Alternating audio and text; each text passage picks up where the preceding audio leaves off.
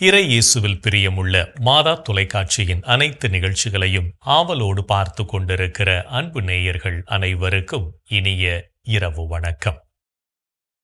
இன்று உங்களுடைய வேலைகள் அனைத்தையும் முடித்துவிட்டு உறங்கச் செல்வதற்கு முன்பாக இந்த குட் நைட் டாக் நிகழ்வுக்காக நீங்கள் காத்து கொண்டிருப்பீர்கள் என்று நினைக்கிறேன்.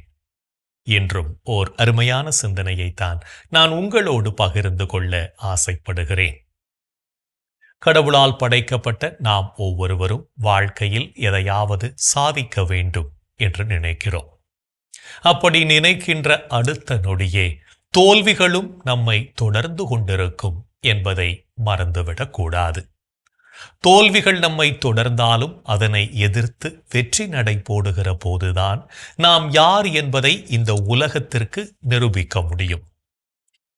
பல வேளைகளில் துணிச்சலுடன் வெற்றி நடை போடுவதை விடுத்து இதற்கு மேல் என்னால் முடியாது என்று சோர்ந்து போகிறோம்.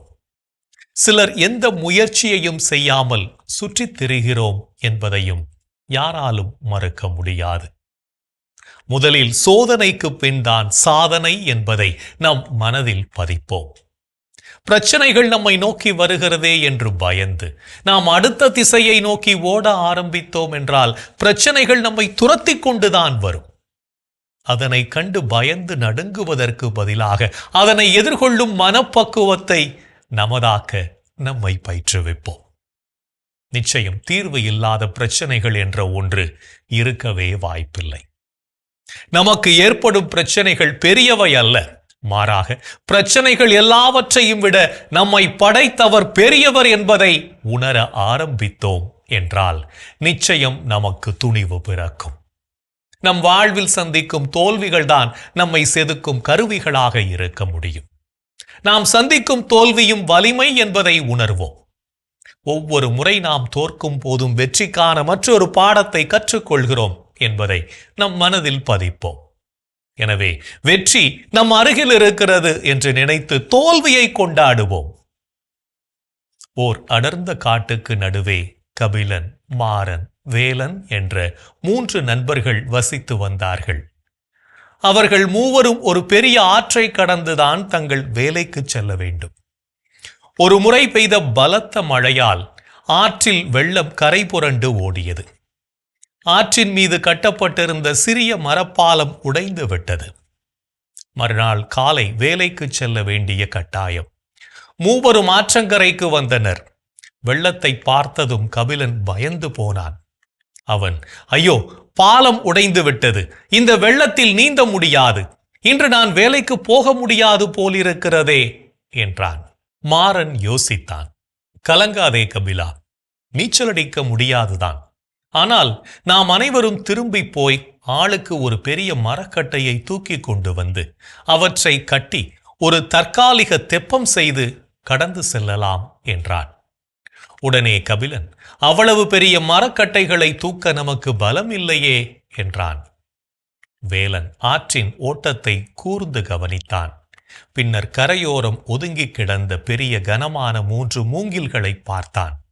மாறா, நாம் இங்கிருந்து திரும்பி போக தேவையில்லை. இந்த ஆற்றங்கரையில் கிடக்கும் கனமான 3 மூங்கில்களை பார். நாம் மூவரும் சேர்ந்து ஆளுக்கு ஒரு மூங்கிலை கையில் பிடித்துக் கொள்வோம். மூங்கில்கள் கனமாக இருப்பதால் வெள்ளத்தின் வேகம் நம்மை அடித்துச் செல்லாது. மூவரும் ஒரே நேரத்தில் வெள்ளத்தின் போக்கை ஒட்டியவாறு சறுக்கியவாறே நீந்தி ஆற்றின் மறுகரையை இலக்கு வைத்துச் சென்றால் சில நிமிடங்களில் கடந்து விடலாம் என்றான்.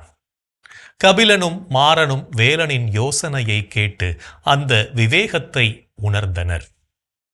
அவர்கள் மூவரும் வேலன் சொன்னபடியே ஆளுக்கு ஒரு மூங்கிலை பிடித்து கொண்டு மிகுந்த கவனத்துடனும் சாமர்த்தியத்துடனும் நீந்தினார்கள். வெள்ளம் வேகமாக இருந்தாலும் மூங்கிலின் பிடிப்பும் அவர்களின் கூடிச் செயல்படும் திறனும் அவர்களுக்கு பாதுகாப்பு கொடுத்தன. சிறிது நேரத்தில் மூவரும் பத்திரமாக மறுகரையை அடைந்தனர். நாமும் சோதனைகளை கண்டு பின்வாங்காது துணிச்சலுடன் நடைபோடுவோம். அதுவே நம்மை வெற்றியின் பாதைக்கு அழைத்துச் செல்லும் என்பதையும் உணர்ந்து கொள்வோம். இன்றைய தினத்தை எடுத்துக்கொள்வோம். இந்த நாள் முழுவதும் நாம் பிரச்சனைகளை கண்டு பின்வாங்கினோமா, பயந்து வாழ்ந்தோமா என்று யோசித்து பார்ப்போம். மேலும் இந்த நாளில் நமது செயல்பாடுகள் எப்படிப்பட்டதாக இருந்தது என்று நம்மையே நாம் கேட்டு பார்ப்போம்.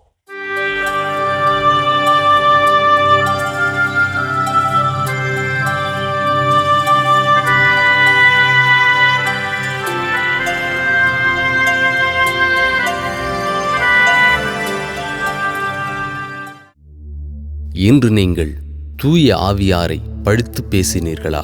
தூய ஆவியாரே அனைத்தையும் துருவி ஆகிறவர், கடவுளின் ஆழ்ந்த எண்ணங்களையும் அறிகிறவர். இன்று நீங்கள் உங்கள் கடவுளாகிய ஆண்டவரை சோதித்தீர்களா? உன் கடவுளாகிய ஆண்டவரை சோதிக்க வேண்டாம். இன்று நீங்கள் பேசிய வார்த்தைகளால் மற்றவர்களை மனம் நோகச் செய்தீர்களா? காயப்படுத்த பலர் இருந்தாலும் மருந்தாக சிலர் இருப்பதாலேயே நம் வாழ்க்கை அடுத்த கட்டத்தை நோக்கி பயணிக்கிறது. இன்று நீங்கள் உங்கள் குடும்ப அமைதியை குலைக்க காரணமாயிருந்தீர்களா? விட்டுக் கொடுங்கள், விருப்பங்கள் நிறைவேறும். மன்னிப்பு கொடுங்கள், தவறுகள் குறையும். மனம் விட்டு பேசுங்கள், அன்பு அதிகமாகும். இன்று நீங்கள் நல்லவற்றை சிந்தித்து செயல்பட்டீர்களா?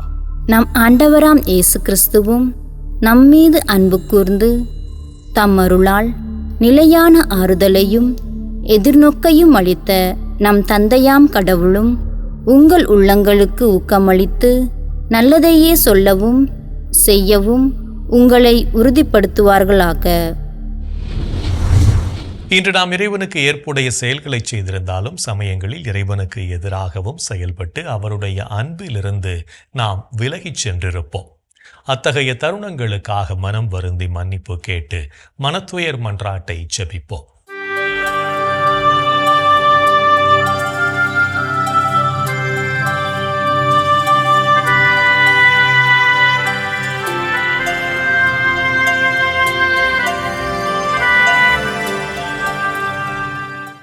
எல்லாம் வல்ல இறைவனிடமும் சகோதர சகோதரிகளே உங்களிடமும் நான் பாவி என ஏற்றுக்கொள்கிறேன். ஏனெனில் என் சிந்தனையாலும் சொல்லாலும் செயலாலும் கடமையில் தவறியதாலும் பாவங்கள் பல செய்தேன். என் பாவமே, என் பாவமே, என் பெரும் பாவமே.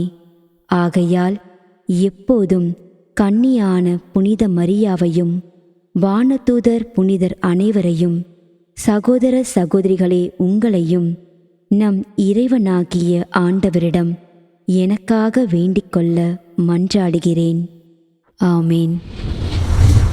மனத்துயர் மன்றாட்டை ஜெபித்ததன் வழியாக இறைவனிடமிருந்து மன்னிப்பை பெற்றிருப்போம் என்ற நம்பிக்கையோடு இறை வேண்டலில் இணைவோம்.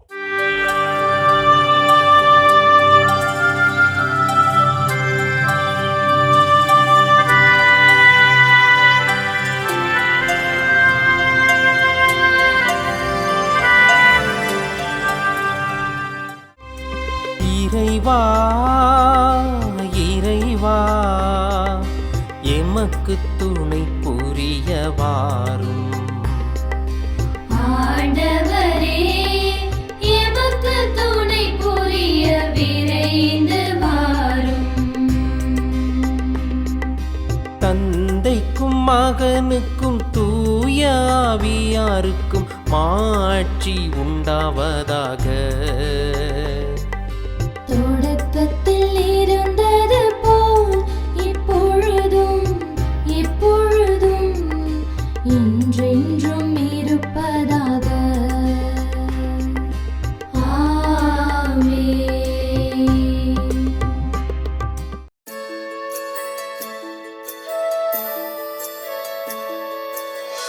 போயது பொழுது புகுந்தது இரவு, தூயனை உனது பொன்னடி தொழுதோ.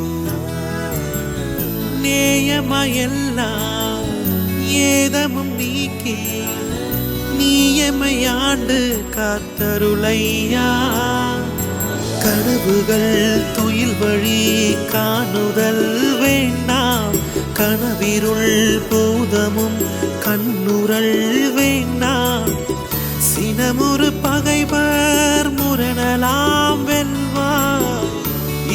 துன்பமும் உடலில் அணுகிடாது அருள்வாய்.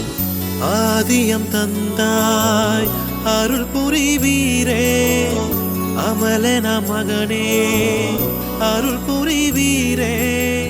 ஜோதியே உருவாம் தூயாவியாரே, தொழுதனம் உமதடி அருள் புரிவீரே. ஆமென், ஆமென், ஆமென்.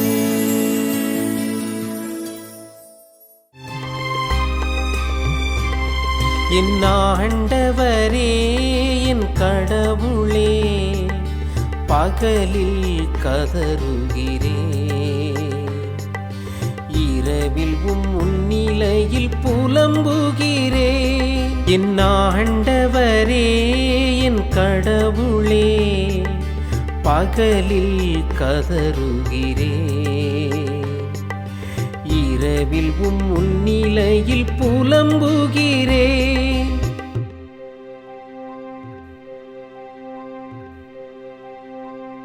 ஆண்டவரே என் மீட்பின் இறைவா, பகலில் நான் கதறுகிறேன், இரவில் உமது முன்னிலையில் புலம்புகின்றேன்.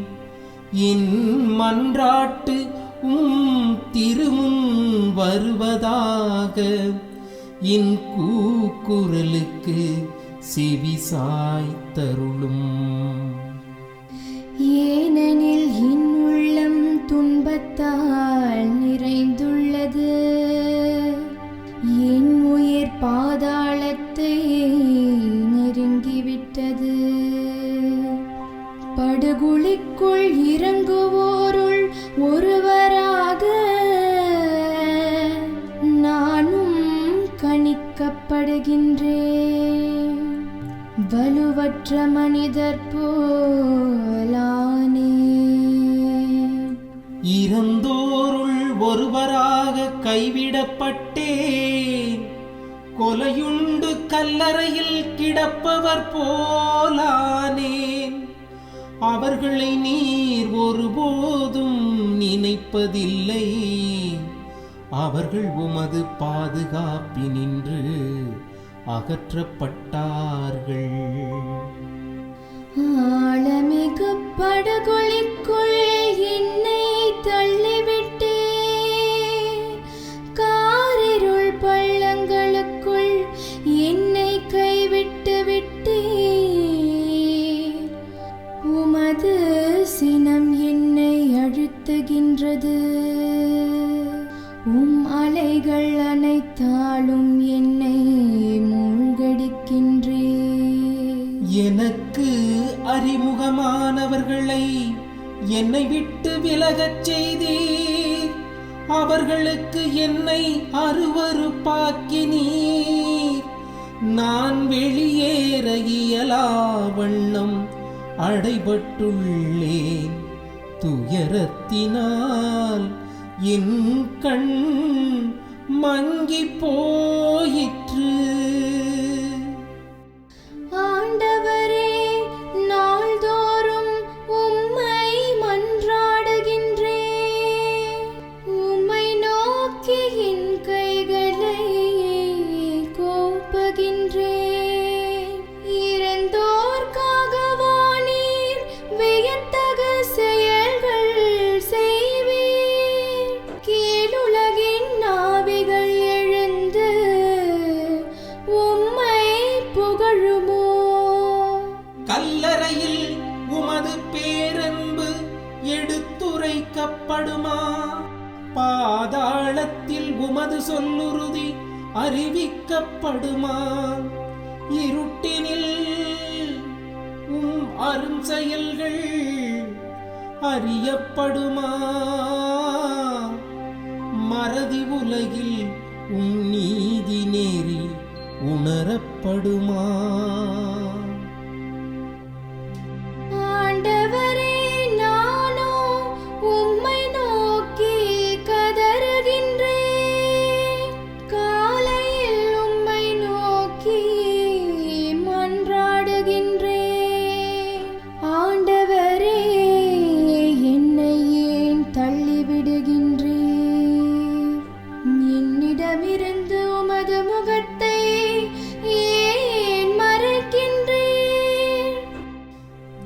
இளமை முதல் நான் துன்புற்று மடியும் நிலையில் உள்ளேன். உம்மால் வந்த பெருந்திகளால் தளர்ந்து போனேன். உமது வெஞ்சினம் என்னை மூழ்கடிக்கின்றது. அச்சம் தரும் தாக்குதல்கள் என்னை அழிக்கின்றன. அவை நாள் முழுவதும் வெள்ளப்பெருக்கென என்னை சூழ்ந்து கொண்டன. அவை எப்பக்கமும் என்னை வளைத்து கொண்டன. என் அன்பரையும் தோழரையும் என்னை விட்டு அகற்றினீ. இருளே என் நண்பன், இருளே என் நண்பன். தந்தைக்கும் மகனுக்கும் தூய ஆவியாருக்கும் மாட்சி உண்டாவதாக. தொடக்கத்தில் இருந்தது போல் இப்பொழுதும் எப்பொழுதும் என்றென்றும் இருப்பதாக. ஆமென். என் ஆண்டவரே, என் கடவுளே, பகலில் கதறுகிறேன், இரவில் முன்னிலையில் புலம்புகிறேன். என் ஆண்டவரே, என் கடவுளே, பகலில் கதறுகிறேன், இரவிலும் முன்னிலையில் புலம்புகிறேன்.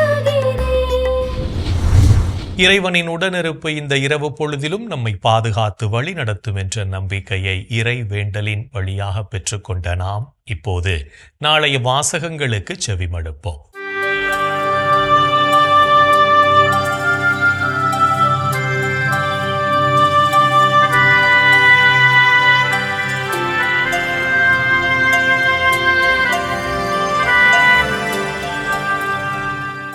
நாளைய திருப்பலி வாசகங்கள். முதல் வாசகம் திருத்தூதர் பவுல் ரோமையருக்கு எழுதிய திருமுகத்திலிருந்து வாசகம். அதிகாரம் 8, இறை வார்த்தைகள் 1 முதல் 11 முடிய. பதிலுரைப்பாடல் திருப்பாடல்கள் அதிகாரம் 24, இறை வார்த்தைகள் 1 முதல் 6 முடிய. லூக்கா எழுதிய தூய நற்செய்தியிலிருந்து வாசகம். அதிகாரம் 13, இறை வார்த்தைகள் 1 முதல் 9 முடிய. அக்காலத்தில் சிலர் இயேசுவிடம் வந்து, பலி செலுத்திக் கொண்டிருந்த கலிலேயரை பிலாத்து கொன்றான் என்ற செய்தியை அறிவித்தனர். அவர் அவர்களிடம் மறுமொழியாக, இக்கலிலேயருக்கு இவ்வாறு நிகழ்ந்ததால் இவர்கள் மற்றெல்லா கலிலேயரையும் விட பாவிகள் என நினைக்கிறீர்களா? அப்படியல்ல என உங்களுக்கு சொல்கிறேன். மனம் மாறாவிட்டால் நீங்கள் அனைவரும் அவ்வாறே அழிவீர்கள். சீலோவாமிலே கோபுரம் விழுந்து 18 பேரை கொன்றதே, அவர்கள் எருசலேமில் குடியிருந்த மற்ற எல்லாரையும் விட குற்றவாளிகள் என நினைக்கிறீர்களா? அப்படியல்ல என உங்களுக்கு சொல்கிறேன். மனம் மாறாவிட்டால் நீங்கள் அனைவரும் அப்படியே அழிவீர்கள் என்றார். மேலும் இயேசு இந்த உவமையை கூறினார். ஒருவர் தம் திராட்சை தோட்டத்தில் அத்தி மரம் ஒன்றை நட்டு வைத்திருந்தார். அவர் வந்து அதில் கனியை தேடிய போது எதையும் காணவில்லை. எனவே அவர் தோட்டத் தொழிலாளரிடம், பாரும், 3 ஆண்டுகளாக இந்த அத்தி மரத்தில் கனியை தேடி வருகிறேன், எதையும் காணவில்லை. ஆகவே இதை வெட்டிவிடும், இடத்தை ஏன் அடைத்து கொண்டிருக்க வேண்டும் என்றார். தொழிலாளர் மறுமொழியாக, ஐயா, இந்த ஆண்டும் இதை விட்டு வையும். நான் இதை சுற்றிலும் கொத்தி எரு போடுவேன். அடுத்த ஆண்டு கனி கொடுத்தால் சரி, இல்லையானால் இதை வெட்டிவிடலாம் என்று அவரிடம் கூறினார். ஆண்டவரின் அருள்வாக்கு.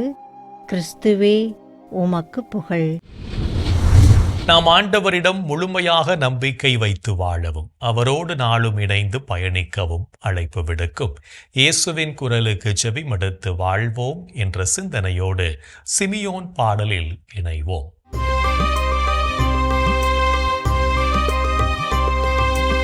ஆண்டவரே ஆண்டவரே, நாங்கள் விழித்திருக்கும் போது எங்களை காத்தருளும். நாங்கள் தூங்கும் போது எங்களை பாதுகாத்தருளும். இதனால் கிறிஸ்துவோடு பிழித்திருந்து அவரோடு அமைதியில் இளைப்பாறுவோம். அவரோடு அமைதியில் இளைப்பாறுவோம்.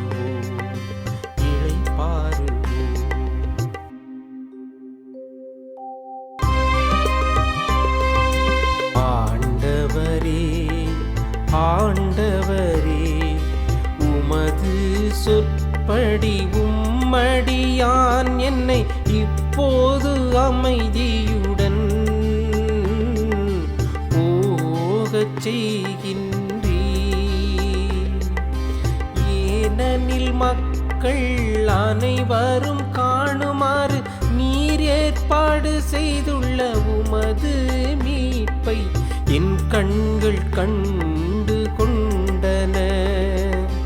இம்மீட்பே பிற இனத்தாருக்கு வெளிப்பாடு அருளும் மொழி.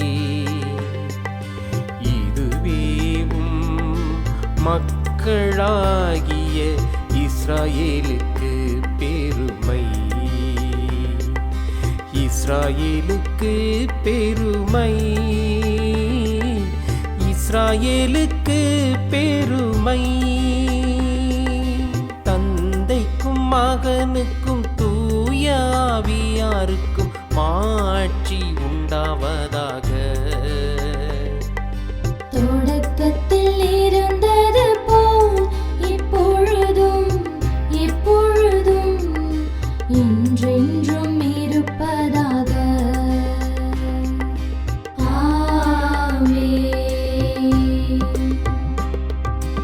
ஆண்டவரே ஆண்டவரே, நாங்கள் விழித்திருக்கும் போது எங்களை காத்தருளும். நாங்கள் தூங்கும் போது எங்களை பாதுகாத்தருளும். இதனால் கிறிஸ்துவோடு பிழித்திருந்து அவரோடு அமைதியில் இளைப்பாறுவோம். அவரோடு அமைதியில் இளைப்பாறுவோம். இறைவன் நம்மை ஒவ்வொரு நொடிப்பொழுதும் அற்புதமாய் வழிநடத்தி கொண்டிருப்பதை சிமியோன் பாடல் வழியாக உணர்ந்து ஜெபித்த நாம் இப்போது நாளைய புனிதரை பற்றி பார்க்கலாம்.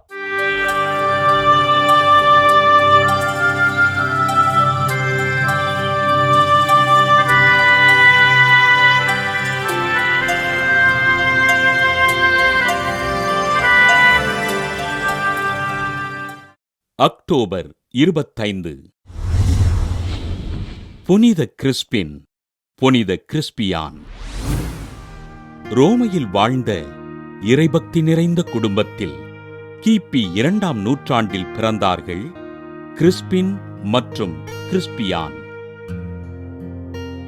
உடன் பிறந்த சகோதரர்களான இவர்கள் ஆண்டவரின் நற்செய்தியினை அறிவிக்க விருப்பம் கொண்டு பிரான்ஸ் நாட்டில் நற்செய்தி அறிவித்து ஆண்டவருக்கு சாட்சியாக வாழ்ந்தார்கள்.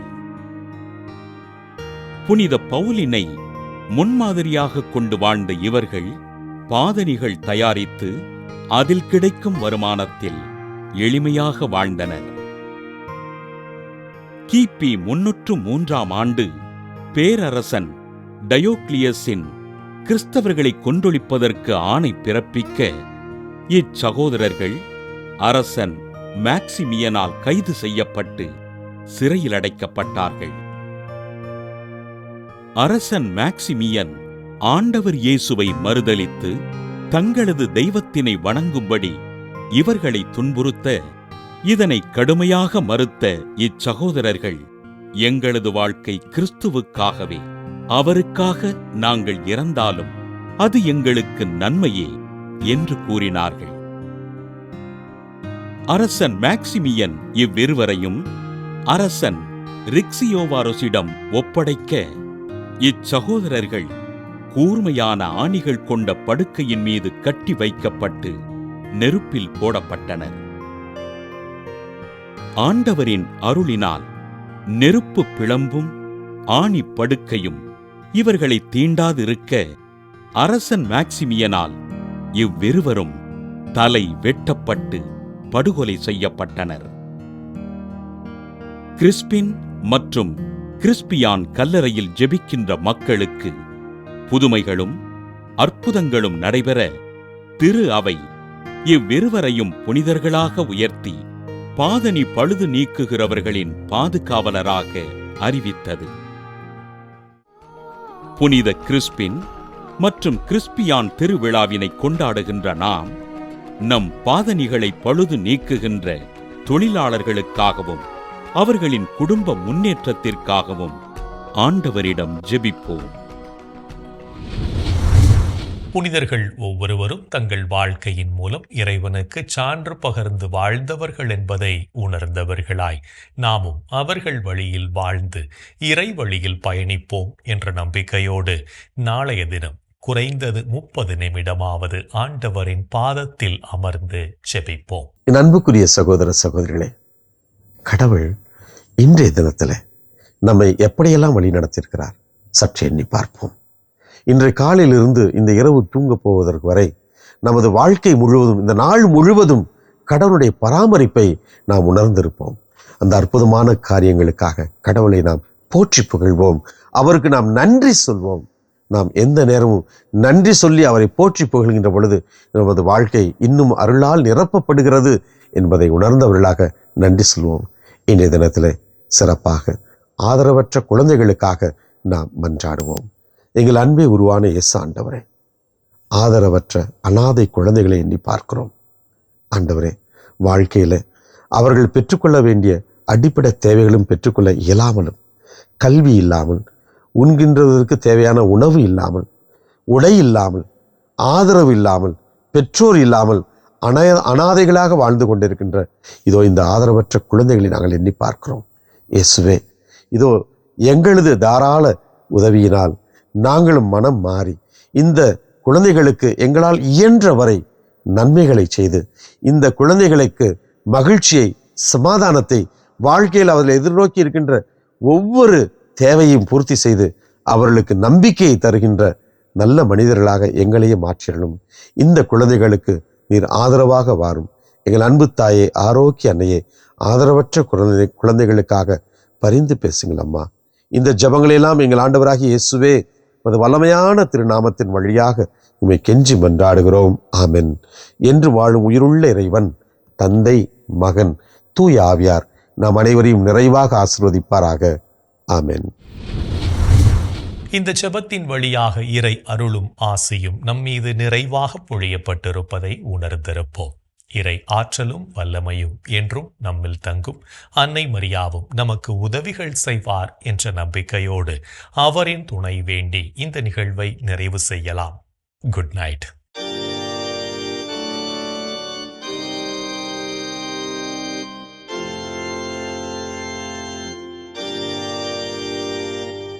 வாழ்க அரசியே, தயை மிகு அன்னையே, வாழ்வே இனிமையே, தஞ்சமே வாழ்க. தாயகம் இழந்த ஏவாயின் மக்கள் தாயே என்றும் கூவி அழைத்தோம். கண்ணீர் கனவாய் நின்றும்மை நோக்கி கதறியே அழுதோம், பெருமூச்சறிந்தோம். ஆதலால் எமக்காய் பரிந்துரை